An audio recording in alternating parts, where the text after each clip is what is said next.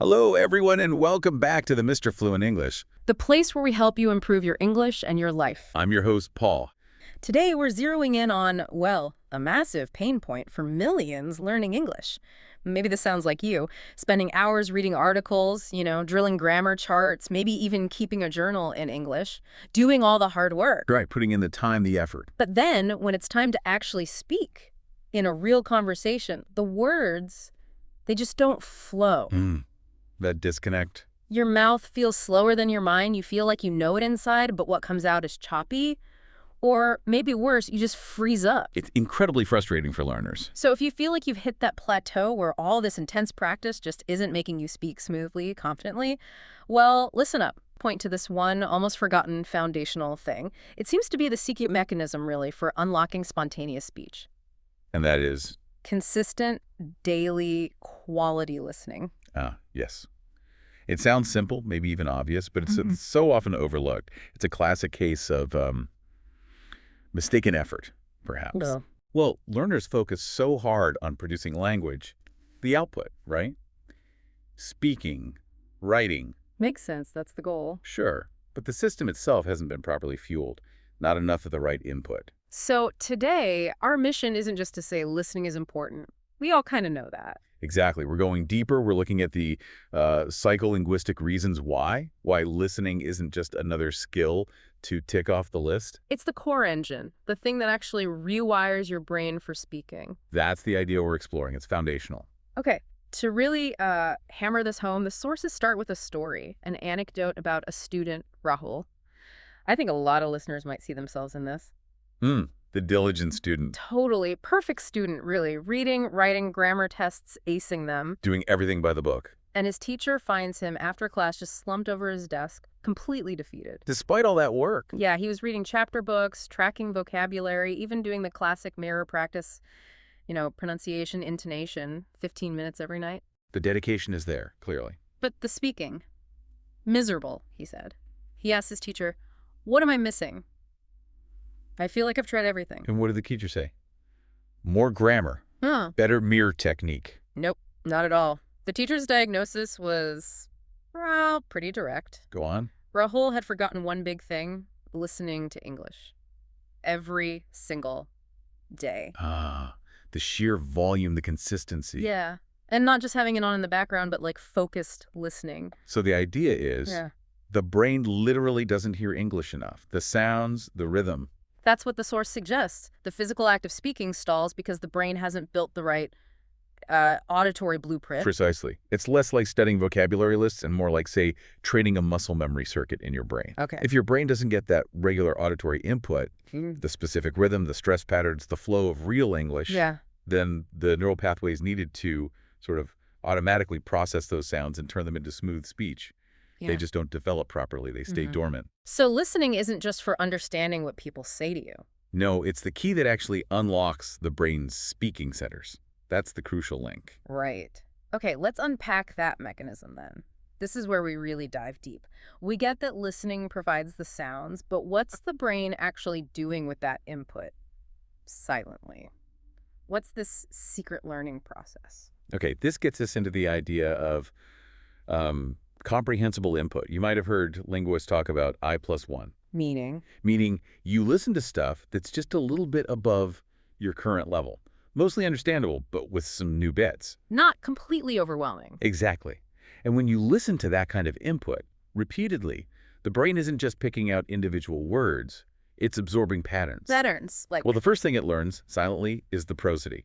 The rhythm, the melody, the music of the language. How English sounds. Yes, English, especially spoken fast, doesn't sound like word. Pause. Pause. It sounds like chunks of sound run together, right? Yeah, totally. What chugganato? Instead of what are you going to do? Exactly. That's chunking. When you listen a lot, your brain starts to automatically group words together the way native speakers do.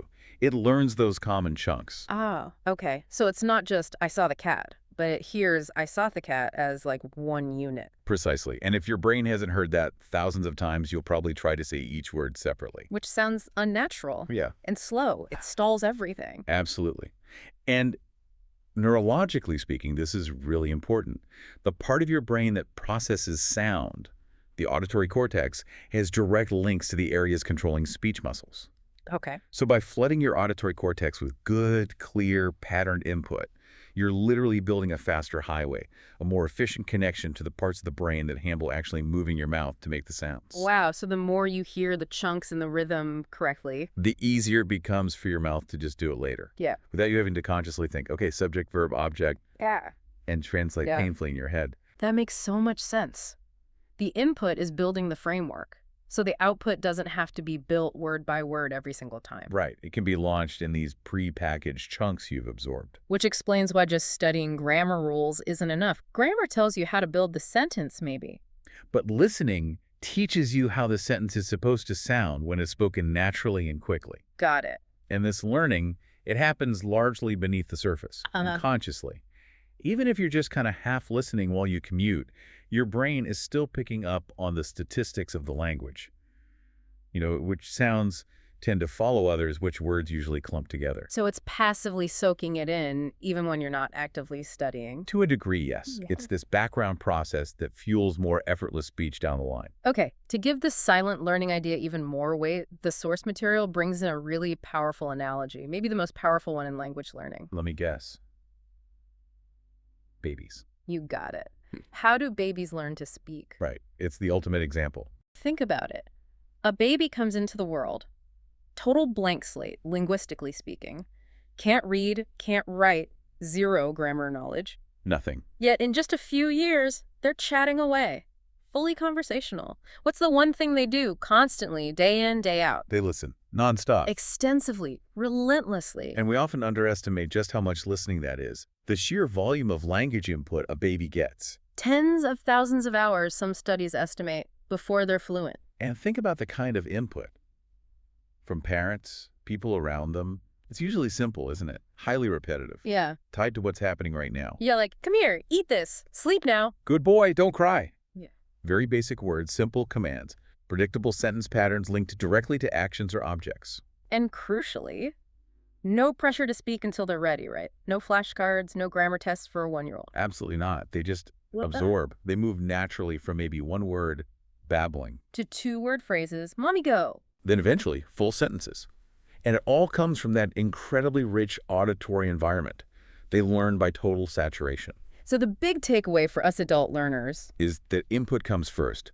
But, and this is important, we need to add a bit of nuance here. Okay. An adult brain isn't exactly the same as a baby's.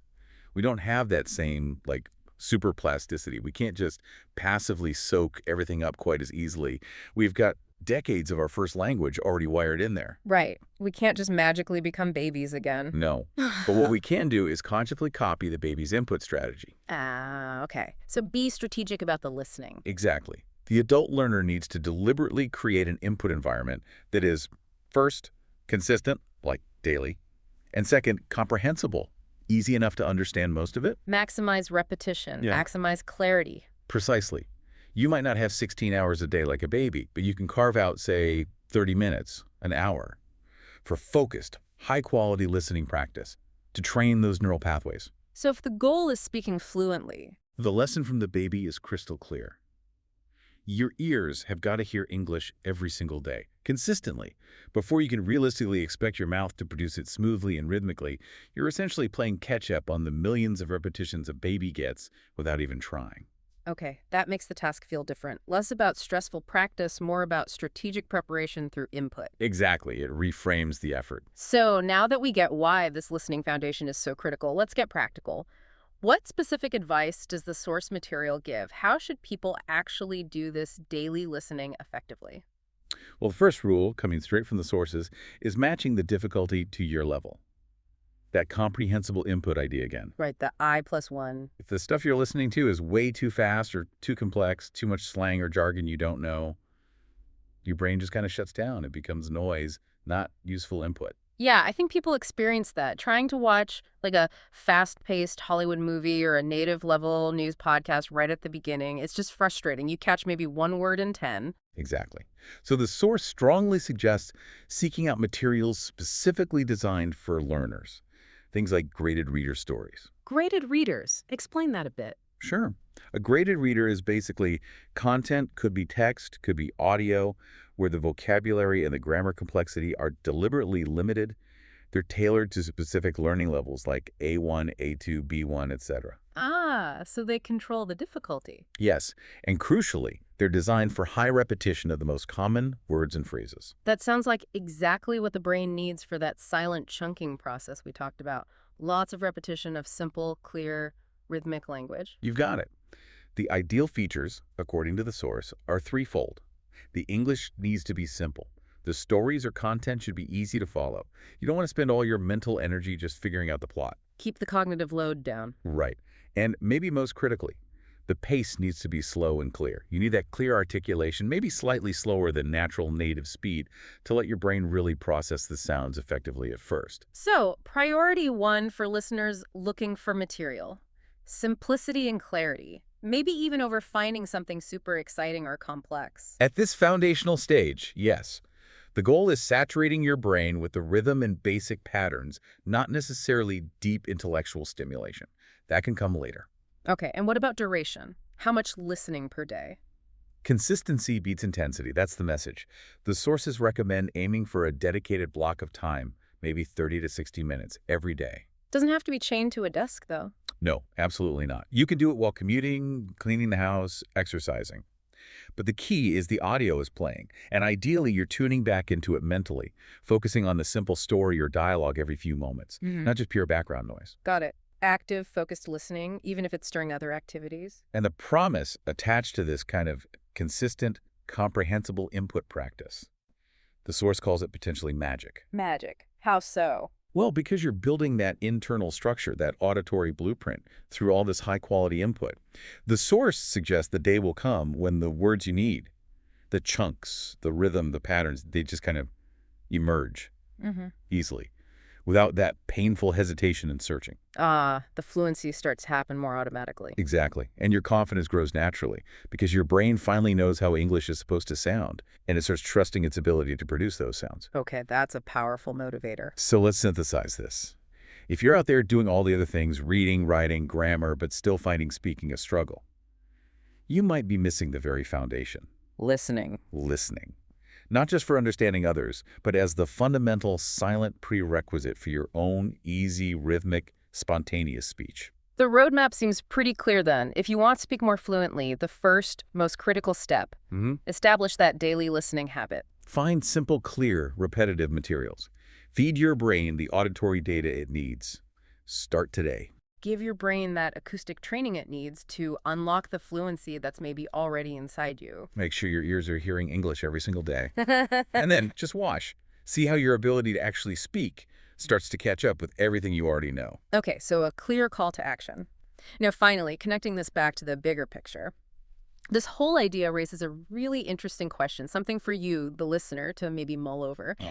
We've seen how the brain can learn the incredibly complex system of a new language, the rhythm, words, grammar patterns silently, just by increasing daily auditory input. This powerful capacity for non-conscious learning. Exactly. So the question is, what other complex skills might we be able to learn or at least accelerate using a similar principle? Beyond language. Yeah. Think about, I don't know, playing a musical instrument, maybe recognizing patterns in the stock market, or even getting a feel for complex physics concepts. By increasing structured, focused exposure and input related to that field. Could we leverage this passive input-driven learning more broadly? It suggests a huge potential we might be underutilizing. That's a fascinating thought. What else could we master just by listening or observing more intently and consistently? Something to think about. Perhaps while you queue up your next English listening session.